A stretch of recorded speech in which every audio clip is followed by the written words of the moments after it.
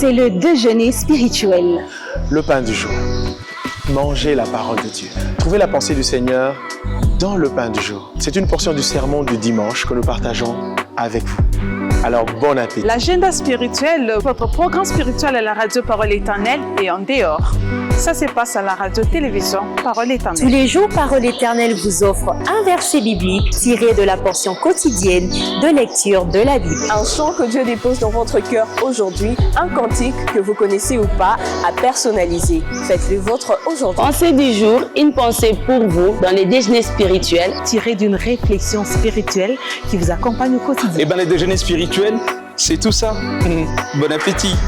Suivez le déjeuner spirituel, votre tranche, tous les jours, du lundi au vendredi, sur la Parole Éternelle Télévision et sur toutes nos plateformes.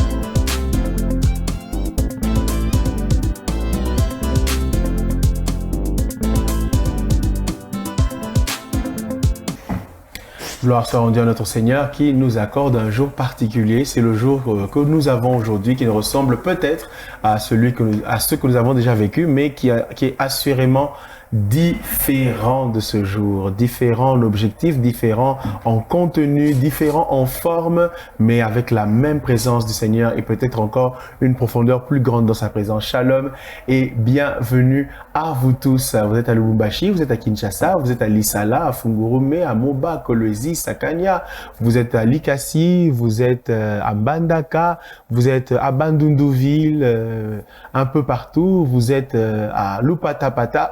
Que le Seigneur vous bénisse et soyez les bienvenus. Mais vous êtes peut-être aussi en dehors de la RDC à Pointe-Noire, pourquoi pas Libreville, Port-Gentil, Livingstone, Antananarivo, Lomé, Accra, pourquoi pas à Pada aussi, hein, quelque part aussi, peut-être au Caire ou à Alger. Nous sommes heureux de vous savoir nombreux dans la grande francophonie africaine et mondiale à la table du déjeuner spirituel que le Seigneur dresse pour nous avec un menu bien stable. Nous aurons une belle pensée tout à l'heure suivie du pain. Nous allons résumer le dernier pain que nous avons consommé tout au long de la semaine dernière avec plusieurs morceaux. Nous allons ensuite chanter au Seigneur un cantique d'aujourd'hui que vous connaissez ou que vous ne connaissez pas, mais qui a un parfum actuel à élever au Seigneur. S'ouvrira ensuite la deuxième partie de ce déjeuner spirituel avec une très belle découverte parce que nous aimons découvrir. L'agenda ne sera pas en reste et nous clôturons tout cela avec le verset du jour, la parole du Seigneur lue dans le programme de lecture que nous avons chaque jour, chaque semaine et toute l'année. Nous ne le ferons pas seuls, vous serez avec nous, mais aussi celles qui sont sur ce plateau feront ce programme et partageront chacun des mets, chacune des portions bien alimentées avec vous. Permettez-moi de les saluer. Nous allons de ma gauche à ma droite. Bonjour maman Charlène. Bonjour frère Ephraim. Bon début de semaine à vous. Merci, merci. Et bienvenue pareillement. aussi, merci beaucoup. Je suis restée sur Lisala. Ah en voilà. tout cas, j'étais quand même un tout petit peu émue quand j'ai entendu Lisala. J'ai dit waouh, c'est quand même rare hein, dans les villes que vous citez. Bon, vous sortez souvent dehors de la République démocratique du Congo. Quand j'ai entendu Lisala, nous on peut zapper, mais le Seigneur ne zappe pas. Hein. Il connaît tout, il connaît son peuple, il le connaît. Eh bien, nous saluons Lisala, nous saluons tous les bien-aimés de Lisala, que Dieu vous bénisse. Nzamba Pambolabino, parce que je sais que là-bas, c'est en Lingala. Tout à fait. Voilà. Eh bien, maman Bijou, confirmez-vous que Lisala est vraiment sous le regard du Seigneur. Bonjour à vous. Bonjour, papa Ephraim, bien sûr. Gloire au Seigneur. Et Lisala peut être oublié des hommes. Déjà, quand vous avez parlé de Lupatapata, moi, je ne connais pas Lupatapata. Voilà, donc aujourd'hui, vraiment, c'était terrible. Hein? C'est où encore? C'est vrai que vous êtes à Lupatapata, vous nous suivez. Moi, je ne connais pas, mais il y a quelqu'un qui vous connaît très bien. C'est notre Dieu. Amen. Il sait prendre soin de vous. Les mêmes souffles que nous avons, vous en avez aussi. Et je crois qu'il nous donne à tous les mêmes opportunités. Vous vous poserez la question, mais quelles sont ces mêmes opportunités? L'opportunité d'aller un jour s'asseoir avec Jésus, de rester là. C'est ça la belle opportunité qu'il nous donne. Les hommes peuvent nous priver des opportunités de voir peut-être l'électricité, de voir de l'eau potable. Mais la plus grande opportunité nous a été faite par le Seigneur. C'est qu'un jour, nous serons là, dans cette cité-là, je ne sais pas, pavée d'or, en train de les voir face à face. Fini l'injustice, fini ceux qui ont droit à l'eau potable et ceux qui n'en ont pas. En tout cas, on sera là tous égaux. Et c'est ce qui doit faire vraiment l'objet de notre joie ce matin. C'est dire qu'il y a un endroit où nous tous nous serons là, en train de les voir, celui que nous avons tant aimé face à face. Et je pense que c'est un encouragement pour toutes les personnes qui nous suivent ce matin. Les hommes vous ont privé des choses, bien sûr. Mais il y a un qui vous a pas privé de quelque chose, c'est d'être avec lui ces jours-là. Et la condition, c'est que vous puissiez l'accepter comme votre Seigneur et Sauveur et vous êtes admis, c'est tout. Amen. Wow. Gloire au Seigneur. Lupatapata, quelque part là-bas au Kasaï oriental, dans le district de Chilenge, si je ne me trompe pas. C'est le territoire de mes grands-parents. Mais voilà. Et voilà. Nous saluons donc, nous vous saluons. Soyez les bienvenus. Le Seigneur vous attendait. Il vous aime. Il vous a aimé avant la fondation du monde et ça ne changera pas. Et c'est à vous et à nous de saisir cet amour pour le vivre éternellement. Gloire soit rendue à notre Seigneur. On commence tout de suite avec la brume parfumée qui nous donne une belle odeur. Vous savez, vous avez des bons messages, mais des fois, vous ne sentez pas très bon. Vous arrivez avec une bonne nouvelle, mais vous dites, mais le monsieur ici, c'est comment? À cause de l'odeur, on n'arrive pas pour la on peut rejeter la nouvelle. Aïe. Ah bon, je ne savais même pas. Elle en parlait, je crois, c'était hier. Non, mais c'est pas faux, hein. Voilà, donc, nous, on veut sentir bon. Voilà pourquoi on va prendre la pensée du jour, histoire de s'asperger un bon coup de parfum, sentir bon dans la présence du Seigneur et devant les hommes. Et pour nous, sentir bon, c'est surtout les œuvres, la qualité de notre vie qui compte. Et on va enrichir cette qualité avec la pensée du jour et ça se passe tout de suite.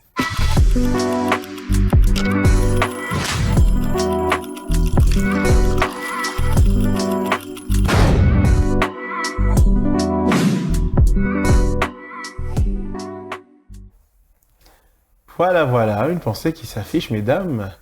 Eh bien, c'est intéressant. Joyce Meyer signe cette pensée. La patience n'est pas la capacité d'attendre, mais la capacité à maintenir une attitude positive pendant que vous attendez. Sinon, ça s'appelle l'impatience, tout simplement. Il attend, mais depuis qu'il est grogné là-bas, pourquoi? C'est compliqué. On garde l'attitude positive. Intéressant. Très, très belle pensée. Une pensée réflexion. Mais oui. Il y en a qui se disent patients, mais au contraire, c'était tout le temps en train de rappeler. Qu'est-ce qu'on a fait pendant qu'on attendait? C'est ça aussi la question qu'il faut se poser. Pendant qu'on attendait, on a pris la servante, on a donné à Abraham. C'est ça. Donc, on n'a pas eu la capacité de bien attendre. C'est terrible, ça. C'est terrible. On ne va pas définir ça comme étant la patience, parce que la patience, c'est j'attends, je garde cette attitude cool, zen et tout. Une bonne attitude. Je ne cherche pas des solutions à gauche et à droite. Il y en a qui se disent, mais je suis en train d'attendre.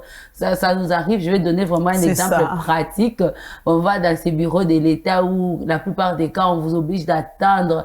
Mais pendant qu'on se dit, on est en train d'attendre, on est en train de chercher. Tu connais pas tel? D'abord, c'est qui est le chef là-bas? Ah, c'est Frère Ephraim.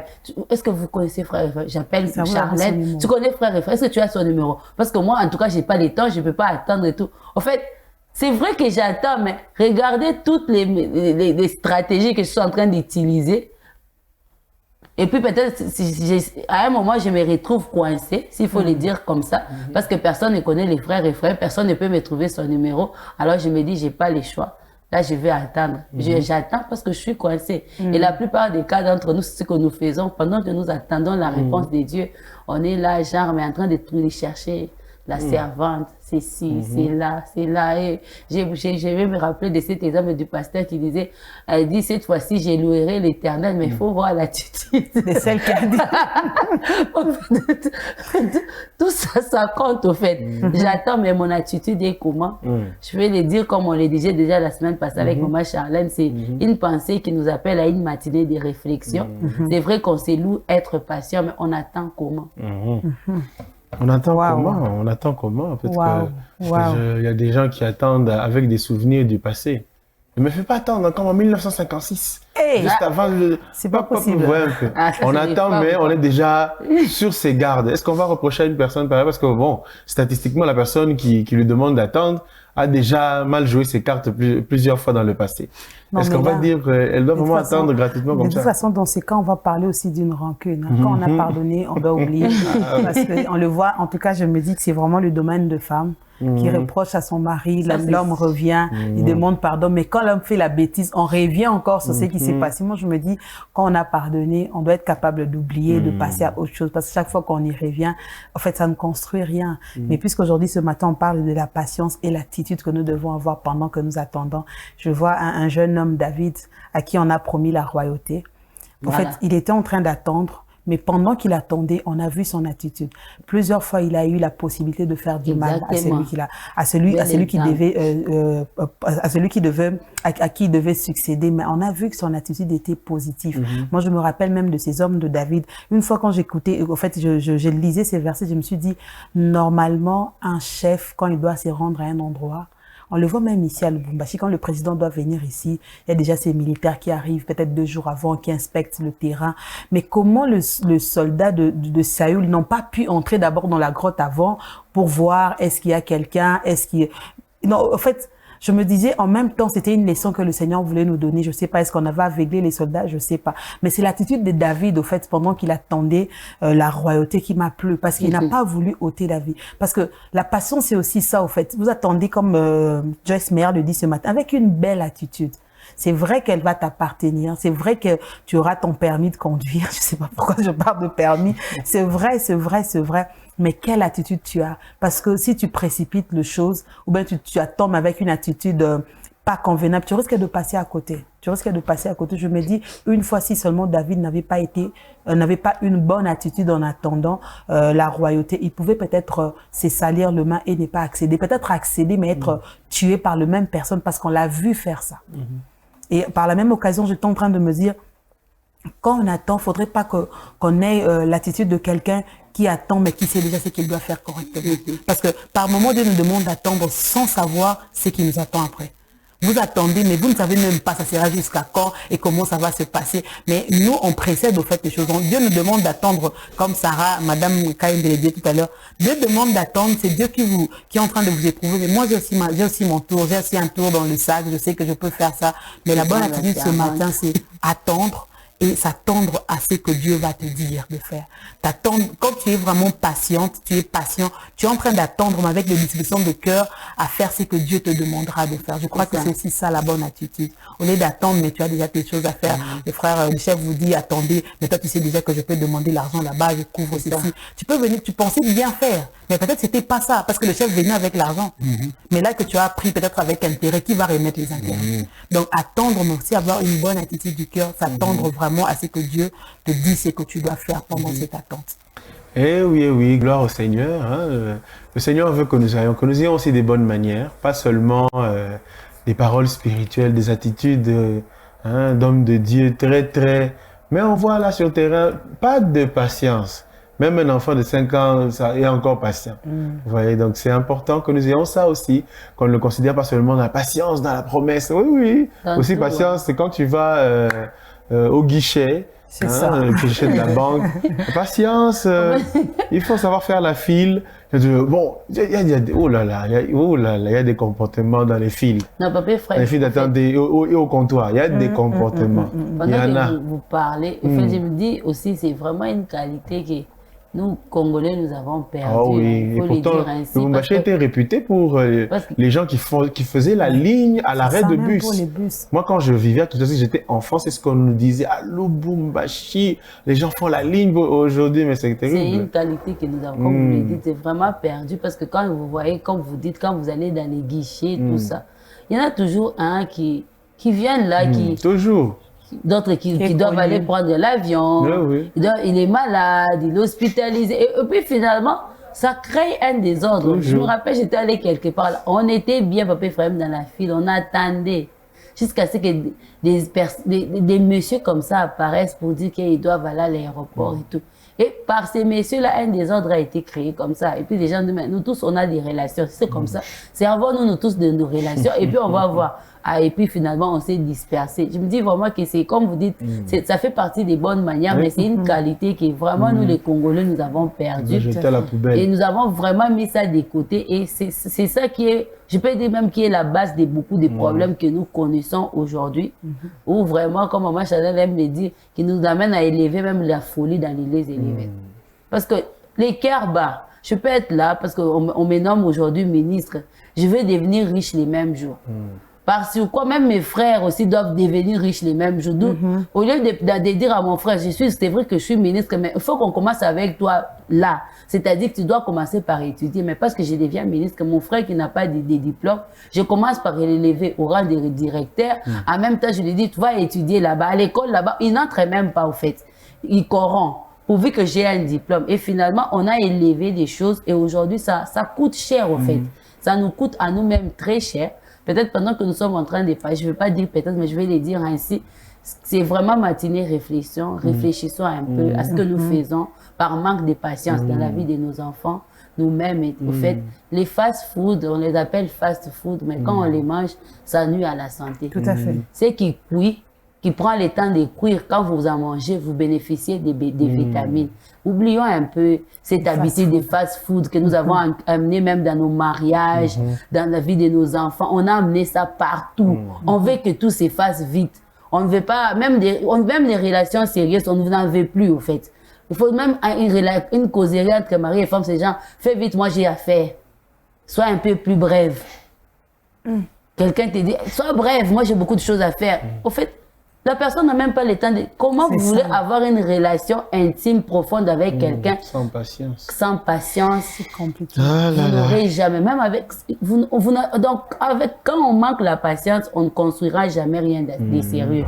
Par manque de patience, aujourd'hui, il y a beaucoup de choses que nous n'avons pas pu construire parce que nous avons manqué la patience. Alors, revenons un peu comment vous étiez... aux bonnes manières, en dehors de la spiritualité, revenons un peu aux bonnes manières. Cultivons cette vertu-là que nous appelons la patience. Et c'est là dans tous les domaines de nos vies pour dire, quand je vais manger ce qui est bon, ce qui est cuit, je dois apprendre à attendre. Amen. Wow. Eh bien voilà, c'est dit, c'est dit. J'ai beaucoup aimé quand vous avez parlé au mari, je me suis senti gravement interpellé parce que nous avons ces phrases-là. Ah, voilà. Va au but. C'est ça, alors que quelqu'un a besoin de parler avec toutes les émotions, des choses d'à côté. Bon, même si ça paraît des fois, mais pourquoi est-ce que tu me dis pas, tu me parles d'abord des fleurs qu'il y avait à côté, tout ça. Mais ça fait partie de la causerie. Ça fait partie non, je comprends, hein, Bijou. Je suis sûr qu'un homme a compris comme moi. Oui, j'ai vraiment compris. C'est bon. Des fois, on a envie de gagner le temps. Mais bon, nous comprenons, nous préférons comprendre. Des fois, quand on sort ce qu'il y a de plus profond, que vous considérez comme accessoire, c'est ce qui permet à la personne de se sentir mieux. C'est cette partie importante. Vraiment, nous avons compris, nous avons compris. Nous avons compris. N'est-ce pas que vous avez compris, hein? Surtout les hommes là, qui ont du pragmatisme. Dis-moi en 2 mots. Heureusement.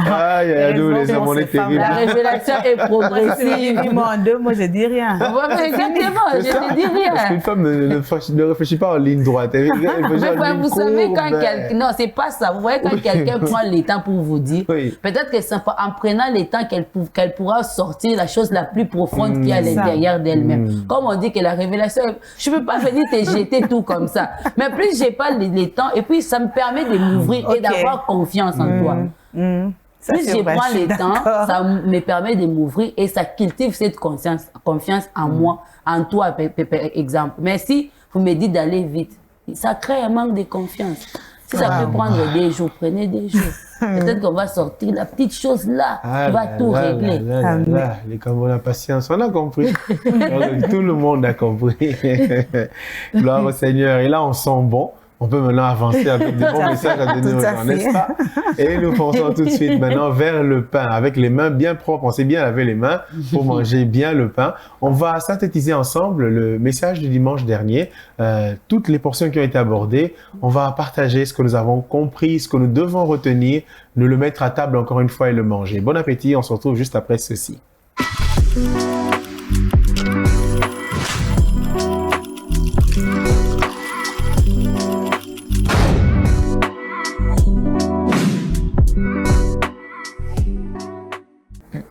Alors, prêt à consommer le pain, il s'agit de se rassasier du bonheur de sa maison et de la sainteté de son temple. C'est la deuxième partie de notre verset de l'année, de notre thème de l'année. Heureux celui que tu admets en ta présence.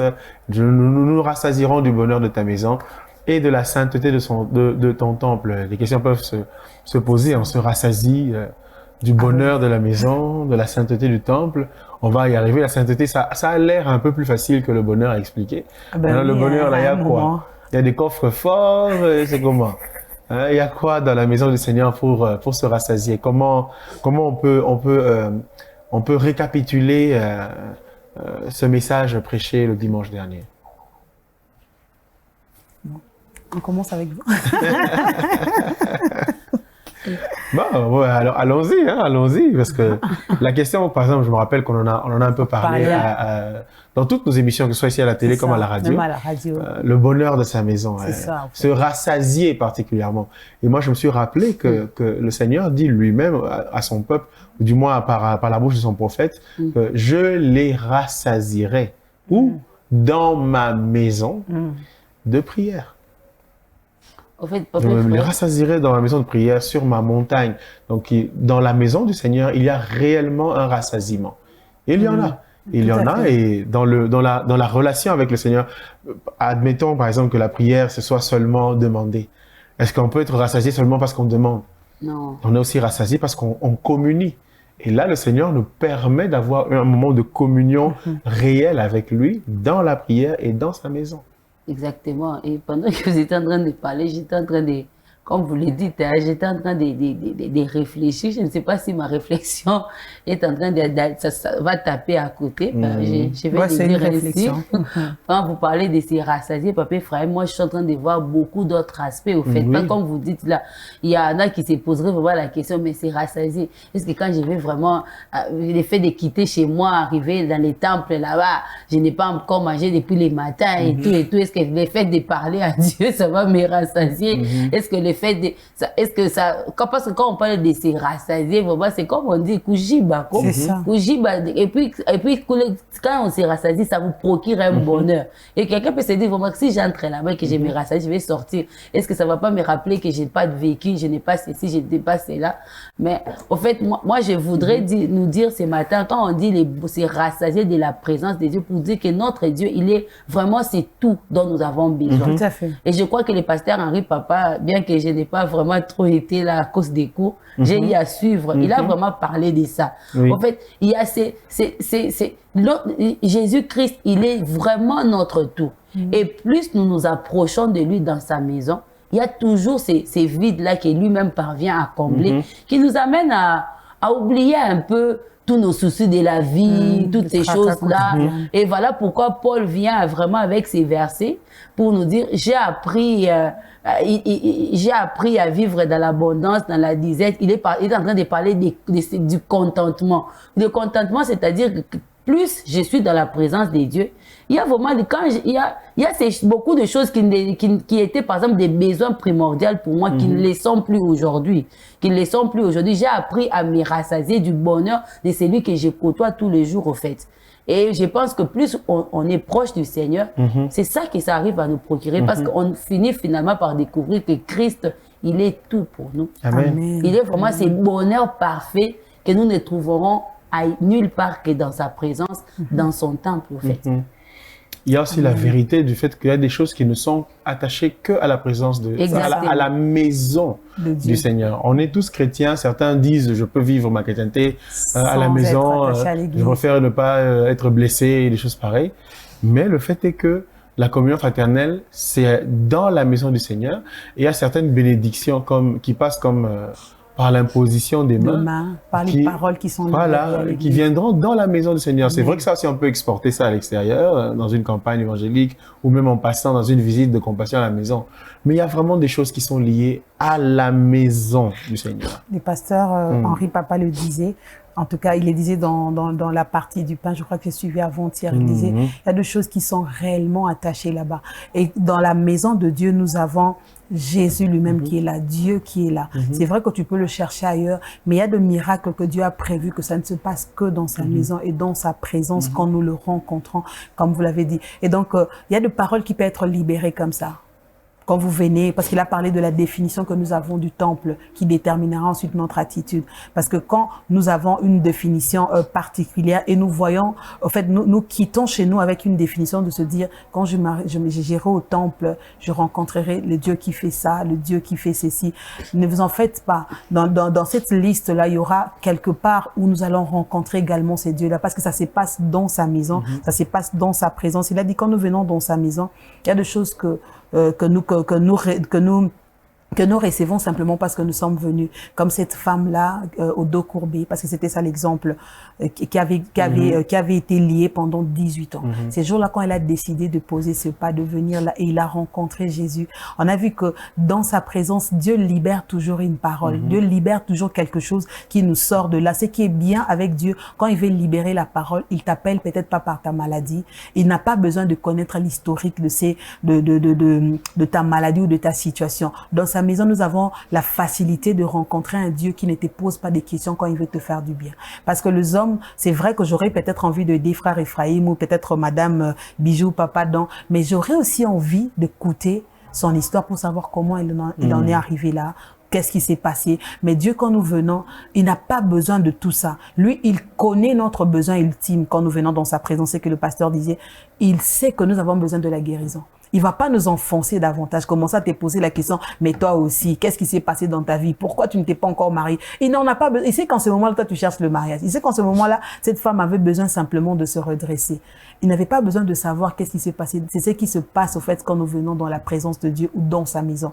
Il nous pose pas de questions quand il veut nous faire du bien. C'est les bénéfices que nous avons aussi dans sa maison, dans sa présence. Il n'a pas besoin de connaître forcément notre passé pour déterminer les futurs, parce qu'il connaît déjà les futurs à quoi nous aspirons. Il nous le donne quand nous venons dans sa présence avec la soif et la connaissance qu'il est le seul qui est capable de résoudre nos problèmes. C'est vraiment très important qu'en venant au temple, qu'on ait une définition de ce que nous partons faire et de qui nous sommes en train d'aller chercher. Et ça, déjà, ça répond à la moitié de nos questions. Je sais qu'au temple, c'est la maison du pain. Tu trouveras du pain. Si tu sais que c'est la maison du pardon, tu trouveras le pardon. Mais quand tu viens avec d'autres idées, tu vas peut-être venir au temple, mais tu trouveras pas ces choses parce que faut déjà avoir une bonne définition. Quand je sais que je viens chez frère Ephraim parce qu'il parle l'anglais, je sais déjà que mon devoir d'anglais, il va le faire. Mais quand je n'ai pas cette connaissance-là, je peux me rencontrer avec lui, mais j'ai zéro à mon devoir d'anglais. Et pourtant, j'étais avec quelqu'un qui parlait anglais. Donc, la connaissance du temple et la connaissance de la personne que nous allons chercher dans le temple détermine aussi comment nous allons nous présenter dans ces temples-là.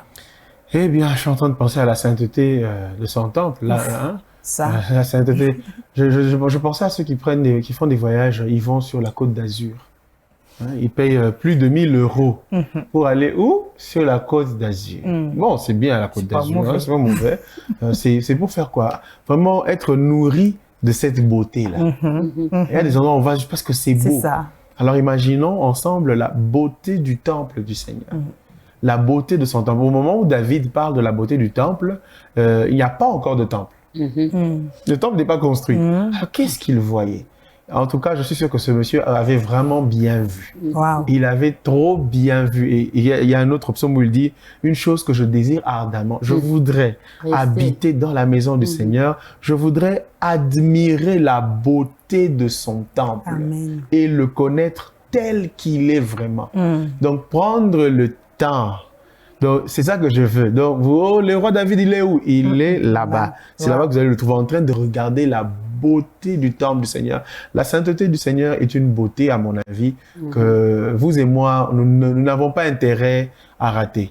Dans sa sainteté, il a seulement étendu la main. Nous, on a appelé ça la Côte d'Azur. Mais lui, il a seulement étendu la main. Nous, on donne des noms Côte d'Azur, Monaco, l'île de Monaco, à la plage de Mwanda. Nous étions sur l'île de Fidji, au Idjui. C'est Dieu. Lui, il a seulement fait ça. Alors, imaginez la main et le visage de celui qui a fait ça. On est en train de s'extasier devant des îles et des eaux ici, mais lui-même. Et David dit, c'est lui que je veux. Je veux un peu voir l'endroit où lui habite. S'il m'a fait habiter dans des maisons, lui, il habite où? Je veux voir sa maison. Les connaître. Wow. Le vrai Dieu. il avait vraiment, je ne sais pas comment je vais dire ça. ce monsieur était il fort. avait vraiment un désir profond. Peut-être que, je ne sais pas, Papa Ephraim, que nous, aujourd'hui, ces désirs-là ne font plus partie de l'objet de nos préoccupations. Et hier, j'étais en train de suivre une petite portion là d'un prédicateur qui nous disait revenons en fait. Déjà avant-hier, je crois que je disais à Maman Charlène, un autre frère à Libéta, revenons à ce qui est essentiel. Vous voyez, David cherchait ce qui était essentiel au fait. Il était parti à l'essence des choses. Mais nous, aujourd'hui, nous sommes restés dans les œuvres, comme vous dites, là, la Côte d'Azur. Aujourd'hui, on peut, non, je ne sais pas, on peut contempler, je ne sais pas quelle montagne là, mais pourquoi ne pas d'abord chercher celui qui est l'essence de cette montagne, chercher à les connaître de plus en plus. Je pense que c'est ça qui est vraiment très important. Vraiment, il faut que nous allions voir où habite le Seigneur. Amen. Il a fait la terre qu'on n'a même pas encore fini de découvrir. Il faut aller voir où lui il habite. Et ce qui est terrible, c'est qu'il nous dit que nous sommes les bienvenus dans sa maison. Terrible. Nous bénissons le Seigneur. Amen. Gloire soit rendue au Seigneur. Amen. Vraiment qu'il en soit ainsi. Accorde-nous, Seigneur, de pouvoir vraiment, Dieu, avoir cette joie de se rassasier du bonheur de ta maison et de la sainteté de ton temple. Merci parce que tu nous l'as accordé. Alléluia. Gloire à toi, Seigneur. Amen. Amen. Fonçons dans l'éclat de sa beauté et prenons un cantique que nous pouvons célébrer, avec lequel nous pouvons célébrer le Seigneur aujourd'hui en plein air dans ce studio, dans votre maison, dans le temple et très bientôt dans sa sainte présence éternelle, chantant un cantique d'aujourd'hui mais qui est aussi nouveau et qui fait monter un parfum frais, un parfum tout neuf devant le trône du Seigneur. Chant nouveau donc maintenant.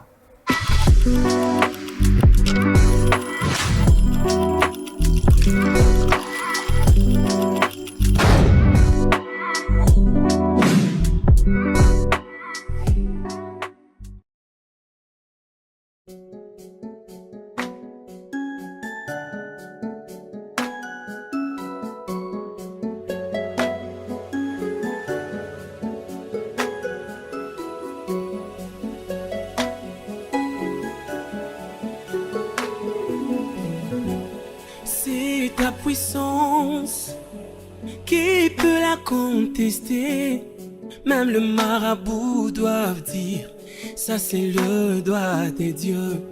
C'est ta puissance qui peut la contester. Même le sorcier doivent dire, ça c'est le doigt des dieux. Et puis Kaïso, l'ombre du Tout-Puissant, même les sorciers doivent dire, ça c'est le doigt des dieux. Et puis Kaïso, l'ombre du Tout-Puissant, même les marabouts doivent dire, ça c'est le doigt des dieux. Ça c'est le doigt des dieux.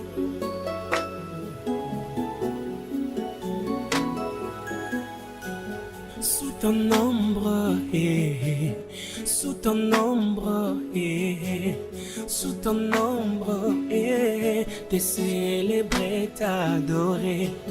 Sous ton ombre, sous ton ombre, sous ton ombre, t'es célébré, t'adoré.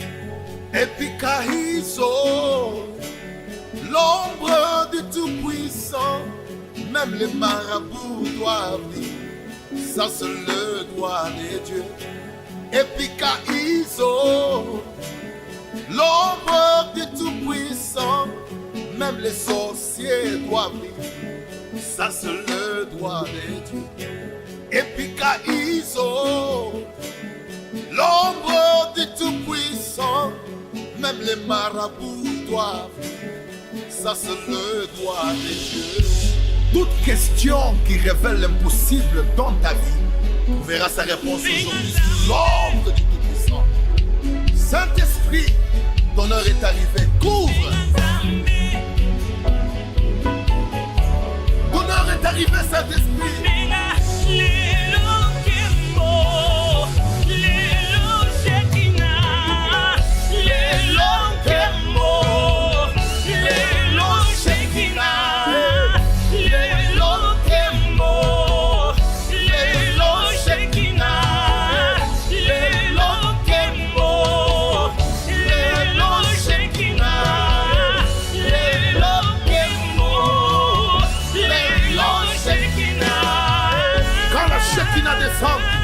Dieu n'a plus besoin de l'intervention humaine parce que sa gloire entre en action et l'homme va dans les repos.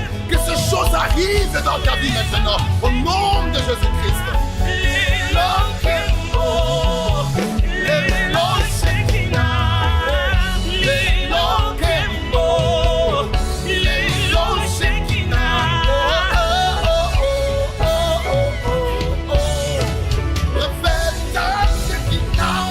Il est écrit, tu me donnes la force du buffle et tu m'arroses d'une fraîche huile. Père, que cette huile commence à couler sur ton peuple. Merci encore une fois.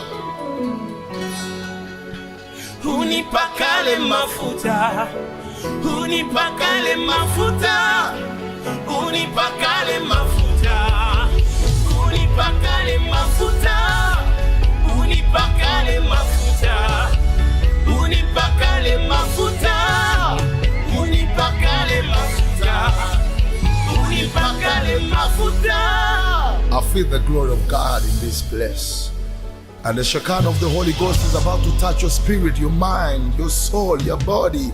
Everything that the devil has destroyed in your body is being repaired right now under the glory of God. Receive it. Let the anointing of God restore you. Holy Ghost, move. Move. Move. Move, Holy Ghost. Move, Holy Spirit. We are under your grace. We are under your shadow. Touch the sick. Touch those who are demon possessed. Thank you for your glory.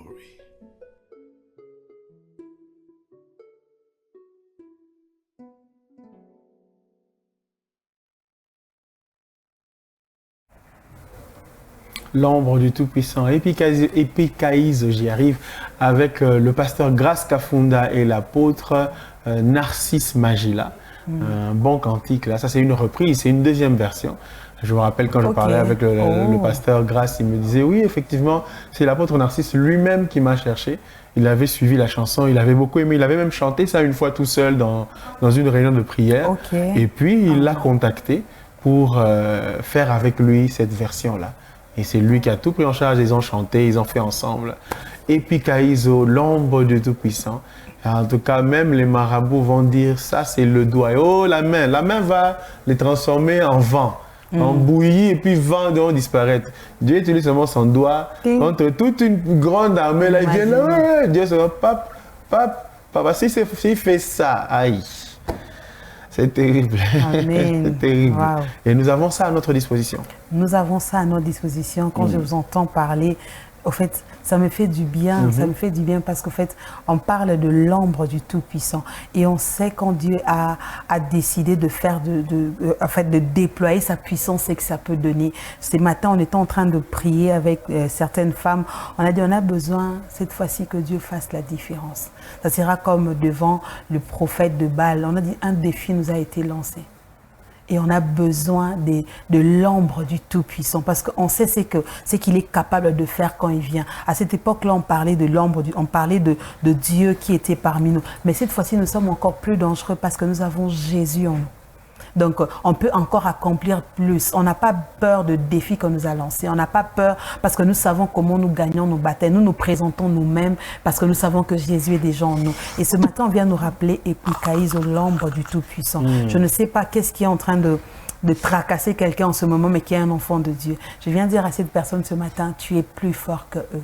Tu es plus fort que toutes ces personnes qui t'ont pointé du doigt ou qui t'ont lancé un défi.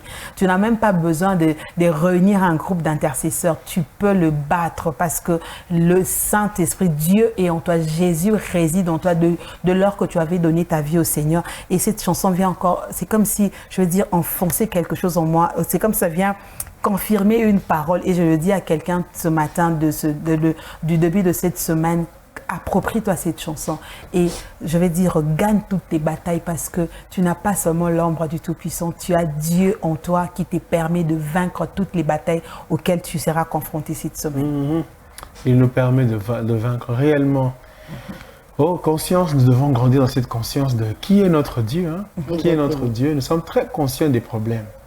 Très conscients des problèmes. J'ai des combats très souvent, on est conscient des problèmes. On peut les décrire. Et je parle aux enfants de Dieu, hein, moi y compris. On est conscient des problèmes. Mais où sont ceux qui peuvent être calmes dans les problèmes? Le problème s'agite, il vient, tout ça. Tu es calme. Où sont les Job? Tu peux dire, oui, calme. Je me rappelle de ce serviteur de Dieu, je crois qu'il s'agissait de Billy Graham, je ne sais plus, ça doit être lui. Et on a rendu ce témoignage et il dormait, il sent seulement une présence dans la chambre, il dit, oh, c'est quoi ça? Et il se retourne là comme ça. Le diable était là, le diable, il est venu lui-même. Il dit, oh, c'est toi, laisse-moi dormir. Il remet, oh non, non, de Jésus. Ça, au fait. Il a seulement remis la couverture, le diable dit, oh, et il est parti. C'est tout, c'est tout. Au nom de Jésus, et puis, au nom de Jésus qui va sortir là, même le cri d'un homme. Non, en fait, le timbre vocal au nom de Jésus là sera particulier. Au nom de Jésus. Pourquoi ne pas avoir simplement une conscience? Qu'est-ce qui nous manque? Qu'est-ce qui va passer là? C'est l'incrédulité, c'est comment? En fait, je comprends pas, c'est comment? Je vais dire, on a laissé trop la chair prendre les déçus, permettez-moi de dire comme ça. On a trop laissé les sentiments humains prendre les déçus, Papa Ephraim. Moi, je pense qu'en tant qu'enfant de Dieu, à un moment, on doit reconnaître qui nous sommes et s'arrêter. Je pense que ce matin, je disais à mon mari, me parler de quelque chose. Je lui ai dit, cette fois-ci, non. Je n'ai pas eu besoin de faire comme vous dites là. Et je me dis que je n'en ai pas besoin. Même maintenant, là, comme maman Charlie t'entendait, c'est pour certaines choses, pour nous, ce sont des confirmations. Je vais dire à quelqu'un, je ne veux pas entrer à prière pour ça. Mais j'ai dit à mon mari, cette fois-ci, non. Et puis je lui ai dit encore, je lui ai dit, tu sais, je sers à un Dieu qui confond la sagesse des sages de ces mondes. Alors je lui ai dit que mon Dieu confonde leur sagesse. Amen. Cette fois-ci, non. Et au fait, c'est la seule chose que j'ai dite. Et pendant que j'étais en train de venir, je me disais en route, cette fois-ci, non.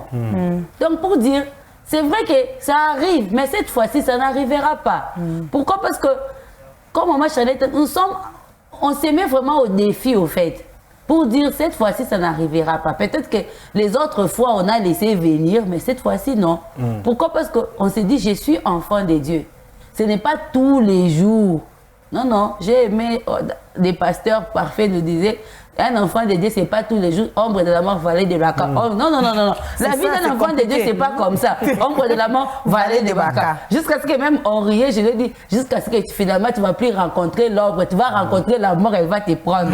Parce qu'il doit y avoir ces moments où le Seigneur va t'accorder vraiment la victoire et il te met au large, au fait. Quand je dis cette fois-ci, non, c'est pour dire cette fois-ci, le Seigneur va vraiment me mettre au large. Amen.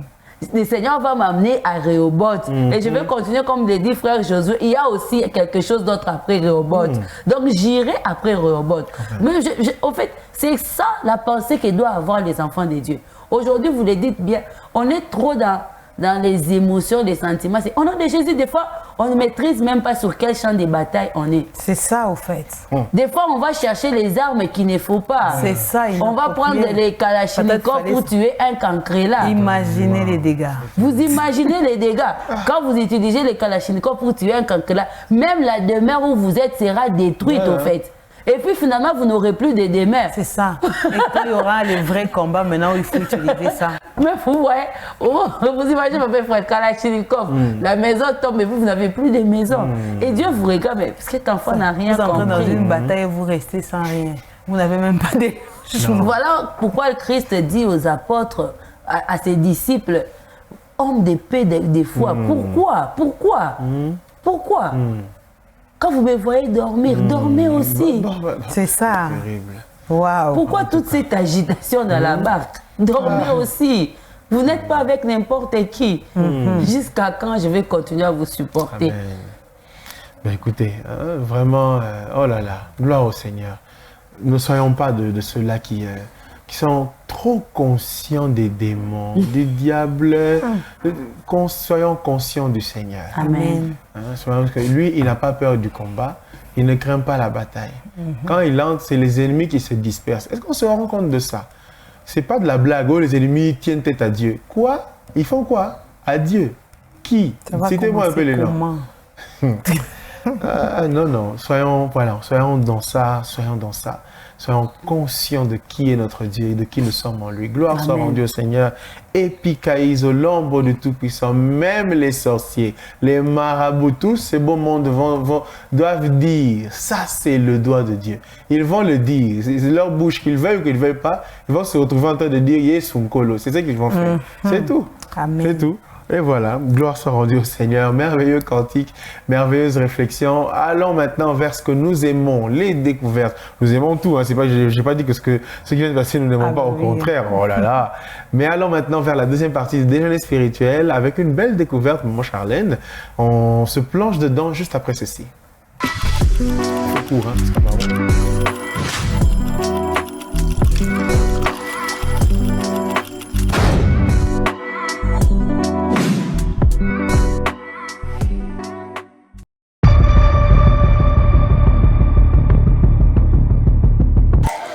avant, j'aimais pas le dessin. Ok. J'aimais pas tout ça, dessiner, j'aimais pas parce que j'arrivais pas. Mais après, au fil du temps, je me rappelle une fois en 6e primaire, j'avais oublié pour mon examen, j'avais oublié le crayon et j'avais demandé de l'aide, j'avais que des crayons de couleur. Tout le monde avait refusé et j'avais dessiné avec un crayon de couleur noire et j'avais tellement bien dessiné et c'est à partir de là que j'ai commencé à aimer le dessin.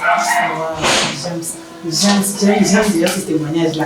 Et quand vous avez commencé à aimer le dessin, l'idée de portrait est venue à quel moment dans votre vie? Comment vous êtes plutôt l'idée de peindre est venue à quel moment dans votre vie? J'aime beaucoup le continent africain. Donc, en voyant les dessins, les tableaux africains, tout ça, ça me passionnait beaucoup et j'ai voulu réaliser ça. Donc on va dire que votre dessin se base naturellement sur la feuille. Oui. Ok. Comment vous faites pour choisir vos dessins, vos couleurs, le mélange de couleurs? C'est par hasard que vous le faites ou vous avez, je vais dire, une ligne de conduite que vous le passez? Non, c'est par hasard. C'est vraiment par hasard. Donc tout ça, ce qu'on voit là, c'est vraiment par hasard? Oui. Ok. Des petits tutoriels, mais sinon je mélange les couleurs par hasard. Et d'où vient votre inspiration?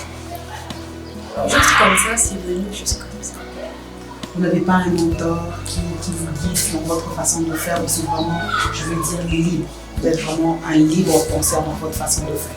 Oui, c'est vraiment libre. Oui, je compte en faire un métier parce que je veux combiner la couture, tout ce que je sais faire avec l'art. Bon, je fais le modélisme à l'université et on nous apprend à dessiner mais pas à peindre. Et je réfléchis beaucoup, peut-être après les 3 ans, je vais aller faire une formation pour la peinture. Et vous apprenez ce métier à une autre personne ou vous le faites seul, vous le gardez pour vous? Si je peux apprendre, par exemple avec mes soeurs, les petites toiles qui sont là, et je peux chez moi, je les apprends. Bon, je peux donner comme conseil aux gens qui veulent le faire. Tout d'abord, c'est une identité. Faire un tableau, c'est montrer sa personnalité, son identité. Et ça nous ouvre des portes au fait et on est libre. On n'est pas obligé d'aller travailler dans une entreprise, être dirigé, on est juste libre. Wow. Je peux leur donner comme conseil qu'il faut croire en ses rêves parce que c'était un rêve pour moi quand je voyais ça. J'y ai cru et on ne croit pas seulement, mais on travaille aussi dessus et c'est pas en restant, en ne faisant rien que tu vas évoluer, mais en travaillant petit à petit avec le temps. Je trouve que acheter, ça, je dépense en fait. Alors que faire moi-même, c'est beaucoup plus facile et je suis quelqu'un, j'aime bien toucher par-ci, par-là. Oui, donc c'était facile pour moi. Eh bien, une belle découverte, une belle découverte. On a là une jeune femme très talentueuse, passionnée, qui se développe toute seule, une belle autodidacte dans ce domaine, qui s'applique et qui a un regard sur l'avenir avec ce même talent. Maman Charlène, où est-ce que vous l'avez déniché?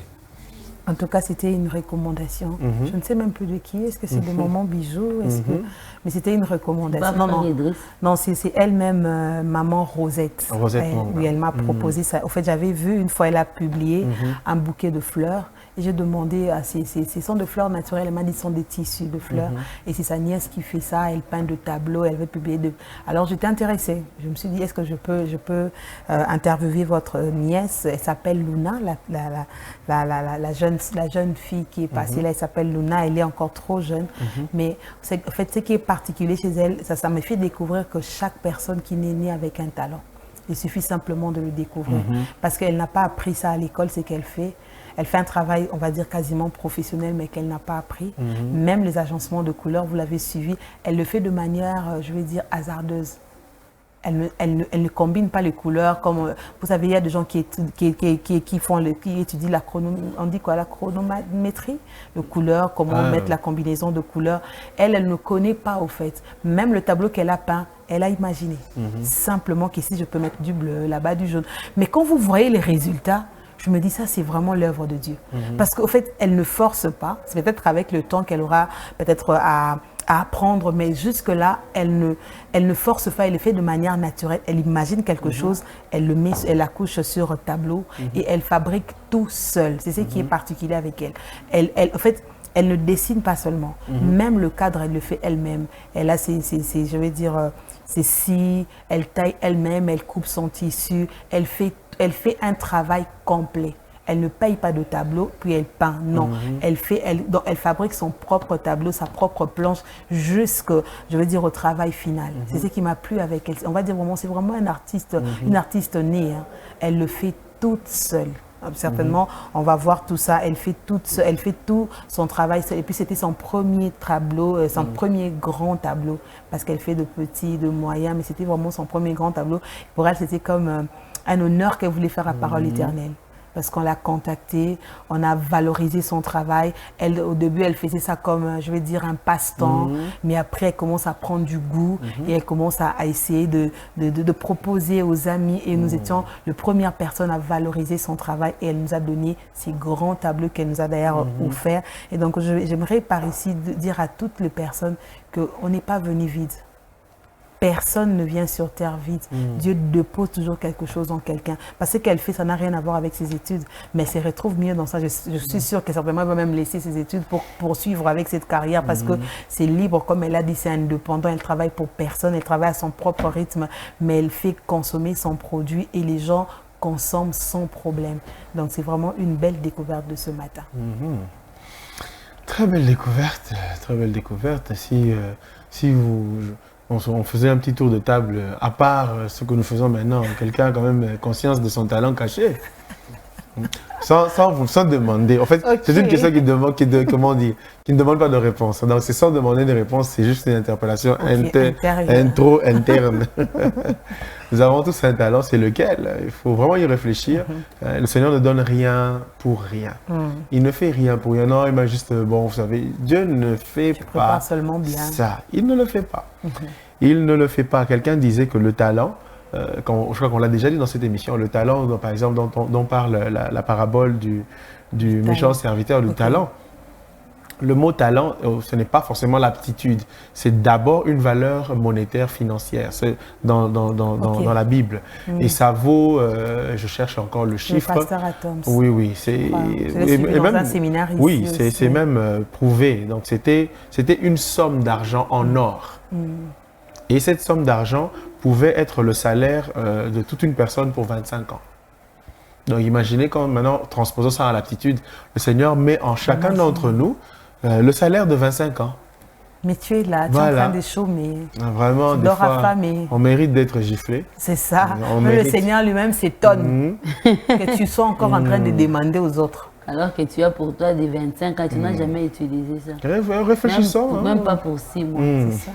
C'est ça, au fait, même pas pour un mois.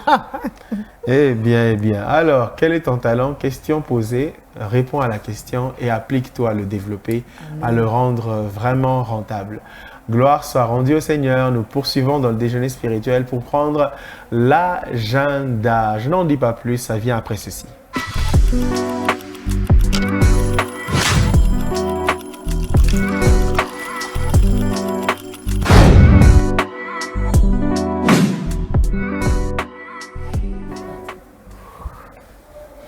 Alors, aujourd'hui c'est jour de cellule, l'église de nos quartiers, dans tous nos quartiers. Nos cellules se réunissent de manière générale de 17h à 19h ou 18h30 pour certains, d'autres à 19h. Voilà. 2 heures dans la présence du Seigneur avec les frères de votre quartier. Vous partagez la parole de Dieu, vous priez. Vous pouvez aussi manger, c'est pas interdit. C'est pas interdit, c'est la communion fraternelle. Faut pas penser que la nourriture n'est pas spirituelle. Sinon, Dieu n'allait pas la créer. Quand même, faut pas exagérer. Sinon, il ne multiplierait pas le pain. Ah, mais oui, non. Il a créé toute herbe pour que tout le monde mange avec les fruits. Bon. Venez avec les herbes et les fruits si vous ne voulez pas faire le foufou. On peut manger. Non, c'est pour dire que vraiment on se retrouve dans la communion fraternelle et on partage ce beau moment. Et quand on parle de J+1, ça sera le lendemain. Ça sera la réunion des femmes. Les femmes renouent avec le temple. Elles étaient là le mardi passé. Ensuite a commencé la célébration anglophone qui maintenant appartient à l'histoire par la grâce du Seigneur. Mais nous continuons à porter les fruits de cette célébration. Et donc, les femmes formidables seront dans le temple de la parole éternelle ce mardi. Et dans toutes les extensions de la parole éternelle, il en sera de même. Voilà ce que nous pouvions retenir comme essentiel de votre agenda et que nous vous proposons volontiers. Maintenant, prenons la cerise sur le gâteau pour cette émission. Il s'agit du verset du jour, le verset qui est pris de la portion des Écritures que nous lisons aujourd'hui. Nous lisons 3 chapitres chaque jour et 5 les dimanches et les jours fériés. Découvrons donc le verset du jour tout de suite.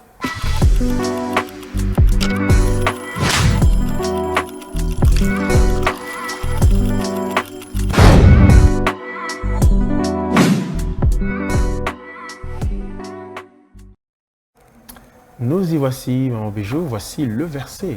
Et voilà, donc nous lisons Romains chapitre 2, verset 10. Ce verset vient nous dire ce matin, gloire, honneur et paix pour quiconque fait les biens, pour les Juifs premièrement, puis pour les Grecs. Gloire, honneur et paix pour quiconque fait les biens, pour les Juifs premièrement, puis pour les Grecs. Je vais ajouter encore troisièmement, quatrièmement. Pour tout le monde. Pour tout le monde. Pour tout le monde. Romains 2, 10, voilà le verset du jour. Nous encourageons à la lecture, persévérons dans la lecture de la parole du Seigneur. C'est avec joie que nous avons consommé chacun de ces mets et que nous sortons rassasiés, équipés, surtout prêts à agir. Merci beaucoup, Maman Charlène. Merci beaucoup, frère Ephraim. Bon début de semaine. Merci à vous aussi, Maman Merci. Bijou. Merci, Papa Ephraim. Qu'est-ce qu'on dit à ceux de l'Issala? Dans la province de la Mongala. Ah, voilà. Et voilà, donc, on les rappelle encore de ne pas oublier que le Seigneur les aime. Amen. Pour Dieu, ils comptent, ils ont de la valeur. Alors, Amen. parce que vous comptez pour le Seigneur, concentrez-vous sur lui. Amen. Faites-le donc. Et tous ensemble, que ce soit à l'Issala ou Exactement. ailleurs, gardons nos robes blanches. Parce que le Seigneur Jésus est à la porte afin que nous puissions admirer éternellement la sainteté de son temple. Amen. Il vient nous chercher. Shalom.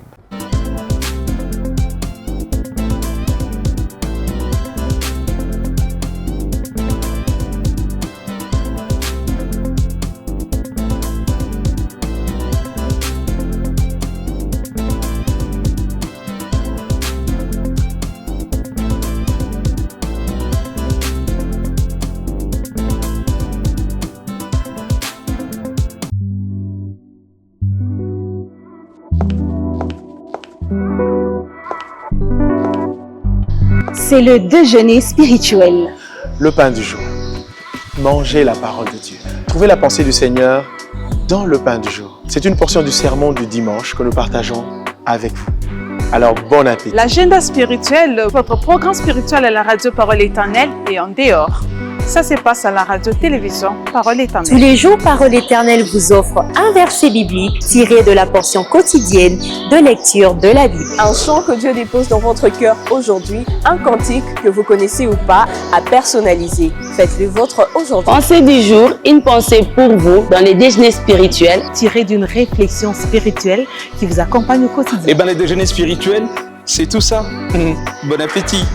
Suivez le déjeuner spirituel, votre tranche, tous les jours, du lundi au vendredi, sur la Parole Éternelle Télévision et sur toutes nos plateformes.